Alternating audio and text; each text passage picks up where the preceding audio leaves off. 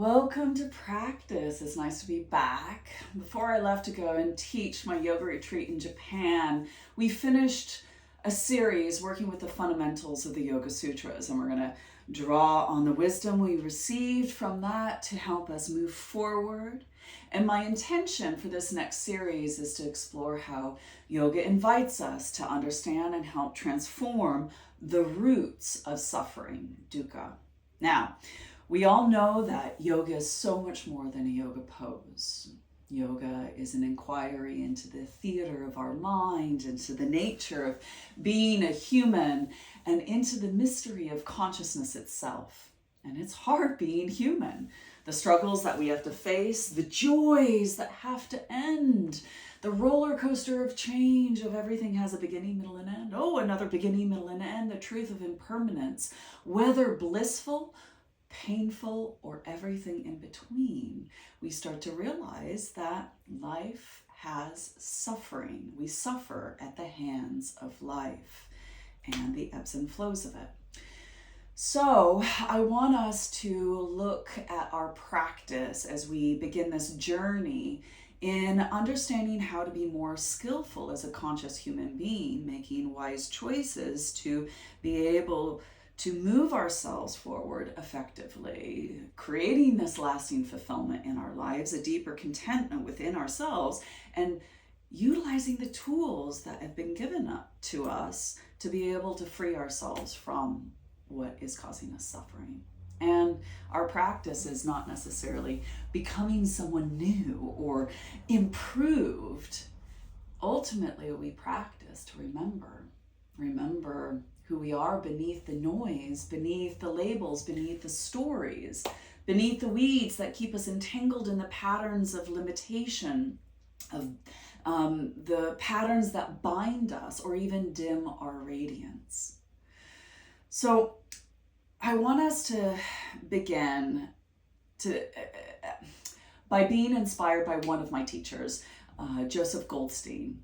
And he describes the first noble truth of Buddhism, that life is suffering, as the inevitability of unwanted experience. Let that sink in just for a second. The inevitability of unwanted experience. Unwanted experiences arrive uninvited, unannounced, inconvenient, and often misunderstood. They stir us, they shatter our foundations, they shake us where we just fall apart at times. Yet, it holds within it a hidden grace, a sacred call to awaken. That's why we say we welcome all, reject none as an opportunity, a practice. We see everything as a teacher. And in yogic philosophy, we're told that the roots of suffering is not pain itself, but our misperception of reality, avidya, ignorance. And this is a veiling, a forgetting of our true nature and creating this attachment to the illusion of life.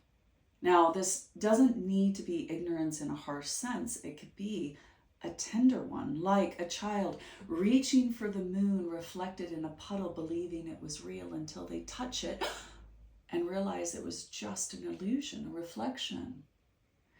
So we can see that our practice on our mat, it's a threefold, like Kriya Yoga. The last three niyamas, we need to create tapas, practices that create heat for positive change, physical heat, energetic heat, mental heat of concentration, to kind of burn away and start to create a clarity of the lens in which we are perceiving. Then we do svadhyaya, which is self-study, to study our body, energy, and mind, the first three lenses of what we perceive through. And then Ishvara Pranadhana, which is the surrendering to the Godhead of our understanding, but this surrendering, this letting go, the art of practicing this releasing and unraveling our attachments to the illusion. So our practice of looking at avidya, we start to see that avidya is the first mental emotional affliction that clouds our perception. And through that distortion, the other afflictions, the other kleshas, arise, resulting in further entanglement with suffering. So when we get on our mat, I'm sure I'm not the only one. Sometimes we get on our mat and we don't even know. We are lost in thought, lost in stories, lost in somewhere else than being here. And then when we wake up, we start to see, oh my gosh, I'm deep in the root system, and I'm all of a sudden flourishing this root system that creates these branches that bloom these weeds. One of the branches is ashmita, egotism, thinking more or less of who you actually are, and this belief that you are the mask that you wear. I am my name, I am my role, I am my duties, I am what I have or don't have, I am my status, I am, this false identity of relating to, I think therefore I am, so I am my thoughts. I feel therefore I am my emotions. I do therefore I am what I do. And we start to misidentify. So when we get on our mat, the easiest way we can start to see is when we start to create the story, I can't do this pose, I don't like this pose, or look at me, I'm the best one in the room, better than the teacher. So ashmita is egotism, that we attach this sense of a limiting belief about who we think we are. Another branch that comes out of the root system is raga, which is attachment. This is this grasping, yearning, addictively chasing and craving what we think will save us, this more pleasurable experience than being here. So I see this a lot of the time, say for instance in triangle pose, Trikonasana, eyes dart around the room like this, trying to find something more pleasurable than being here and doing the yoga pose. Or the flip side of the same coin, Tavesha, aversion, this pushing away, this avoiding of what we fear or cannot control, or even just the discomfort of just being. So I start around the room trying to find something more pleasurable and avoiding being here right now. So you can really see that through the physical fidgeting, the physical eye movement, the entertaining of certain thoughts, of projecting into what am I going to eat after practice, reflecting to the past, oh my God, I didn't send that email, and you're avoiding this moment. Underneath that, another branch comes out, and that's abhinivesha, fear. This clinging to life, the terror of change. I don't want this to be different. Or the fear of loss, like the loss of your security, your job, your relationships, etc. But ultimately, it becomes the fear of death. The death of a loved one, the death of yourself or your ego. So each one of these are branches, but the root is always avidya, ignorance. This way in which we start to see how we constantly misidentify and forget our true nature, which all of a sudden creates this whole weed system in the inner garden or inner landscape of our experience that overrides our garden, and we just become really affected by life. So we start to see over time these afflictions, these kleshas, become imprinted in our memory. These are called samskaras. These are our memories, our impressions that we hold from our past experiences, which then become habits. These are called vasanas. They're like grooves in the mind that shape how we see and react to certain things. So when an unwanted experience arises, we habitually react rather than respond, because we get entangled in the story of me, mine, and I, the commentary, the storytelling, the narratives of our opinions, our judgments, and our criticism. I don't like doing that yoga pose, or I can't do that, or I'm the best one. And we start to see that we attach, and the overgrowth just kind of creates this unmanageability in thought, emotion, and in body. And we find it hard to abide in that spacious awareness that holds it all until we're ready to drop into Vidya. Vidya is knowledge. Avidya is ignorance. So our yoga practice is that which reveals. It's like a lantern, a light, the light from the moon, the light from the sun.